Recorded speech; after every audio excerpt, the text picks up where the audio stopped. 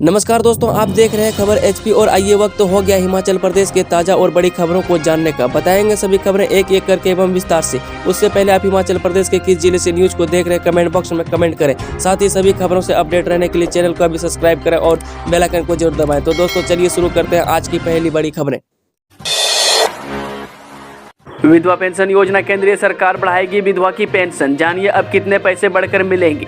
जी मोदी सरकार द्वारा कई योजनाएं चलाई जाती है जिसके तहत सभी वर्ग के लोगों को विशेष सुविधाएं दी जाती है। आज हम आपको केंद्र सरकार की एक ऐसी योजना के बारे में बताएंगे जिसमें देश की विधवा महिलाओं को हर महीने पैसा दिया जाता है। सरकार की इस योजना में राशि राज्य के अनुसार बदलती रहती है।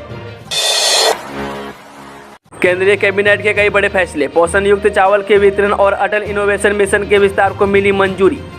जी हां, प्रधानमंत्री नरेंद्र मोदी की अध्यक्षता में शुक्रवार को केंद्रीय कैबिनेट की बैठक हुई। इस बैठक में कई महत्वपूर्ण फैसले को मंजूरी दी गई है। केंद्रीय मंत्रिमंडल ने सभी सरकारी योजनाओं में अतिरिक्त पोषण युक्त चावल के वितरण करने के प्रस्ताव को मंजूरी दी है। पोषण युक्त चावल के वितरण को सार्वजनिक वितरण प्रणाली और अन्य योजनाओं के तहत 3 चरणों में लागू किया जाएगा। केंद्रीय मंत्री अनुराग ठाकुर ने शुक्रवार को कहा है कि केंद्रीय मंत्रिमंडल ने सरकारी योजनाओं के तहत चावल के वितरण को मंजूरी दी है।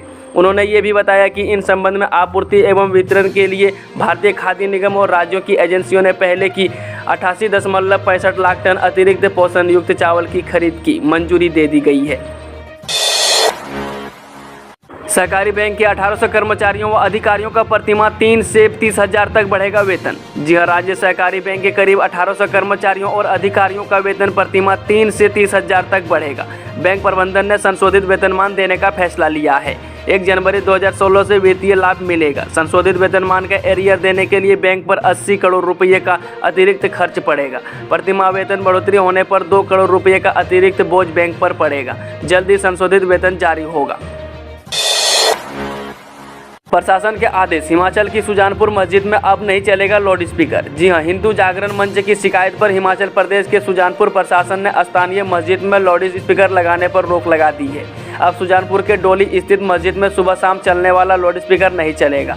हिंदू जागरण मंच ने उप मंडलाधिकारी सुजानपुर को दी लिखित शिकायत में कहा है कि परीक्षाओं के चलते बच्चों का ध्यान लाउड स्पीकर की वजह से भंग हो रहा है।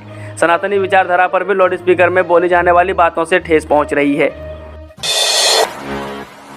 छात्रवृत्ति घोटाला, हिमाचल में 3 संस्थानों के प्रबंधकों समेत 7 गिरफ्तार। 250 करोड़ से अधिक की गड़बड़ी का है मामला। जी हां, छात्रवृत्ति घोटाले में सीबीआई ने शुक्रवार को 3 निजी शिक्षण संस्थानों के प्रबंधकों और 2 रजिस्ट्रार समेत 7 लोगों को गिरफ्तार किया है। सीबीआई ने यह बड़ी कार्रवाई हिमाचल प्रदेश के अलावा चंडीगढ़ और हरियाणा में की है।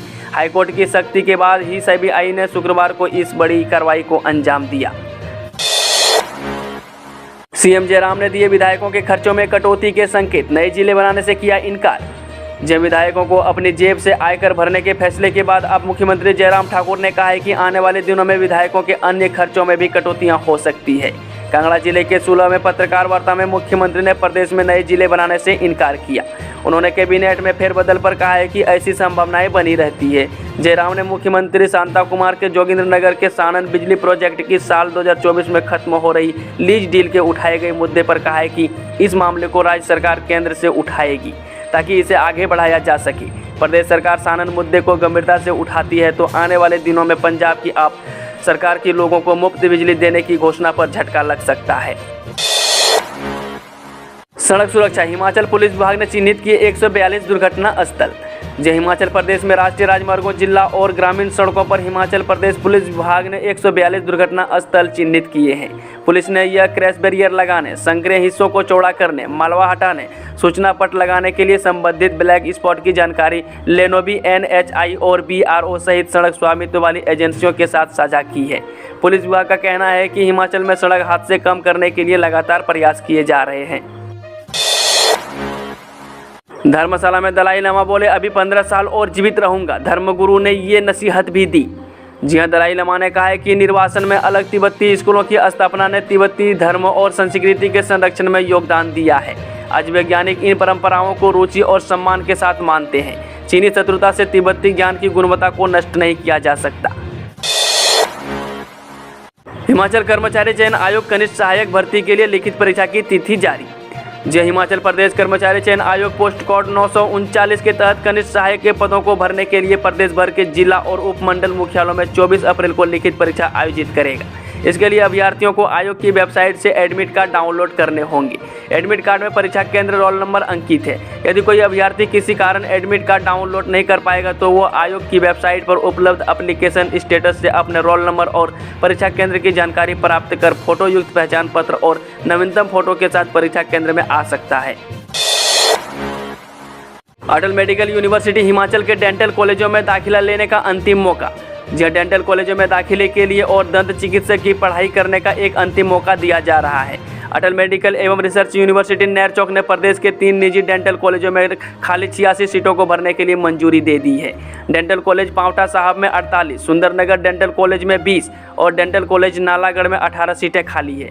इन्हें भरने के लिए आवेदन प्रक्रिया शुरू हो गई है। आवेदनों की छंटनी के बाद 11 अप्रैल तक दाखिला प्रक्रिया शुरू हो जाएगी। मेडिकल विश्वविद्यालय ने तीनों BDS कॉलेजों को निर्देश जारी किए हैं कि वे अपने स्तर पर आवेदन की प्रक्रिया को पूरा करें। किसानों को राहत, 70,000 क्विंटल गेहूं खरीदेगा FCI, इस बार 40 रुपये ज़्यादा मिलेंगे दाम। जय भारतीय खाद्य निगम इस बार प्रदेश के किसानों से 2015 रुपये प्रति क्विंटल के हिसाब से गेहूं खरीदेगा। पिछली बार FCI ने 1975 रुपये प्रति क्विंटल खरीद की थी। इस बार किसान 40 रुपये प्रति क्विंटल बढ़ोतरी के साथ गेहूं बेच सकेंगे। सिरमौर जिले में करीब 70,000 क्विंटल गेहूं खरीद का लक्ष्य रखा गया है। हरिपुर, टोहना, धौलाकुआं और कलाअंब में खरीद केंद्र स्थापित होंगे। HPU पेपर लीक मामला, परीक्षा से 2 दिन पहले ही खोल दिए थे प्रश्न पत्र, प्रारंभिक जांच में खुलासा। जी हां, हिमाचल प्रदेश विश्वविद्यालय ने UG के प्रथम और द्वितीय वर्ष की परीक्षाओं के प्रश्न पत्र लीक मामले में जांच शुरू कर दी है। शुरुआती जांच में सामने आया है कि एक कॉलेज में परीक्षा से 2 दिन पहले ही प्रश्न पत्र के बंडल खोल दिए गए थे। HPU के परीक्षा नियंत्रक डॉक्टर JS नेगी ने कहा है कि जाँच चल रही है। रिपोर्ट आने के बाद ही दोनों कक्षाओं की परीक्षाओं पर फैसला लिया जाएगा। उल्लेखनीय है कि HPU ने शैक्षणिक सत्र 2021-22 में ही प्रथम और द्वितीय वर्ष की परीक्षा करवाने की पूरी तैयारी कर ली थी। प्रश्न पत्र कॉलेजों को भेजे जा चुके थे। वृद्धावस्था पेंशन, हिमाचल में 60 वर्ष से अधिक आयु के बुजुर्गों को इस माह से मिलेंगे 1,000 रुपये। जय चुनावी वर्ष में हिमाचल प्रदेश सरकार ने 60 वर्ष से अधिक आयु के बुजुर्गों को इस माह से 1,000 रुपये वृद्धावस्था पेंशन देने की अधिसूचना जारी कर दी है। बजट भाषण में मुख्यमंत्री जयराम ठाकुर ने इसकी घोषणा की थी। इसके तहत 60 से 64 वर्ष आयु की महिलाओं को बिना आय सीमा वृद्धावस्था पेंशन मिलेगी। 60 से 69 आयु के पुरुष भी बिना आय सीमा वृद्धावस्था पेंशन लेने को पात्र होंगे। 60 से 69 वर्ष तक के सभी पात्र लोगों, कुष्ठ रोगियों और ट्रांसजेंडर को दी जा रही पेंशन 850 रुपये प्रति माह से बढ़ाकर 1,000 रुपये की गई है। उच्च शिक्षा निदेशालय, दिव्यांग श्रेणी से भरे जाएंगे प्रवक्ता स्कूल न्यू के 60 पद। जी हां, हिमाचल प्रदेश उच्च शिक्षा निदेशालय के जरिए दिव्यांग श्रेणी से प्रवक्ता स्कूल न्यू के 60 पद भरे जाएंगे। 22 अप्रैल तक इसके लिए आवेदन आमंत्रित किए गए हैं। निदेशालय की वेबसाइट पर प्रार्थना पत्र अपलोड किया गया है। वहीं चलते हैं आज की आखिरी खबर। धर्मशाला इनकम टैक्स के दायरे से बाहर हो स्कूल शिक्षा बोर्ड, अध्यक्ष ने केंद्रीय शिक्षा मंत्री से उठाया मामला। जय हिमाचल प्रदेश स्कूल शिक्षा बोर्ड को इनकम टैक्स के दायरे से बाहर किया जाए, यह मांग बोर्ड के अध्यक्ष डॉक्टर सुरेश कुमार सोनी ने केंद्रीय शिक्षा मंत्री धर्मेंद्र प्रधान से दिल्ली में भेंट के दौरान उठाई। इस दौरान उन्होंने केंद्रीय मंत्री से मांग उठाई कि बोर्ड को इनकम टैक्स के दायरे से बाहर किया जाए। दोस्तों, वीडियो थोड़ा भी पसंद हुआ वीडियो को लाइक, शेयर, चैनल को सब्सक्राइब जरूर करें और कमेंट बॉक्स में कमेंट करके बताएं कि आप न्यूज़ को किस जिले और पंचायत से देख रहे हैं।